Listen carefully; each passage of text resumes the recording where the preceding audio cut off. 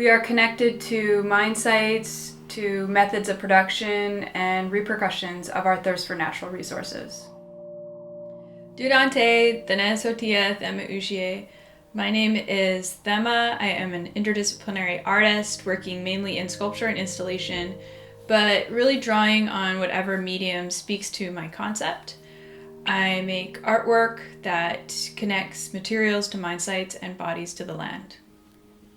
These small sculptures, what is left, are in configurations like natural copper nuggets. Making them was a real turning point in my art career because it helped me speak to the complicated relationship that I have with corporate industry. I also was thinking about what would happen if I deprocessed an object so that the viewer, or so that I can see these natural elements used in manufacturing, and in this way could relate to them through the system that produced it. So through mining and exploration, colonial governments, indigenous relations, processes of consumption, and environmental impacts. So how I came to speak about mining in my artwork is through my summer job during my undergrad at Emily Carr University, where I worked as a scientist field assistant at some of the many mines that are operating in Tahltan territory. Much of Tahltan territory is located in what is known as the Golden Triangle in the mining industry, and it's called this because of the plentiful gold and copper deposits. Many of the mines that I worked in were mining for copper. I have a push-pull relationship with industry, having worked for and against the mines. I've worked to conduct environmental baseline studies that have helped mines get their operating permits, and at other times protested mines operating in sacred headwaters. And most important, being educated on the land through my Tahltan grandparents, showing me what is at stake when mining replaces our ancestral sustenance. Although I consider corporate mining as we know it today as part of a colonial capitalist enterprise, my ancestors have mined obsidian and copper since time immemorial.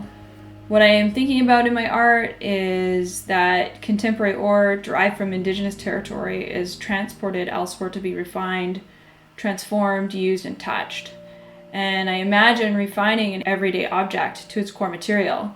For instance, the penny, the former 1-cent coin, which has many layers of meaning, being made of copper, including being very important to indigenous people. This object questions value in multiple contexts, being related to both cultural and industrial practices. What is left is a springboard for several veins of my practice: future generations, which is an exploration in indigenous futurity, the ore bodies series, my landmine thesis exhibition, and the work that I'm pursuing right now, which is a contemporary art reflection of Tahltan potlatch ceremony. For C Magazine, I've created a limited edition of 50 unique sculptures made from now-defunct Canadian pennies that are 1996 and older. And this is because after 1996, the penny was still made of mostly copper, and then after this date was nickel plated because of the increased market value of copper. I melt the pennies with an oxyacetylene torch.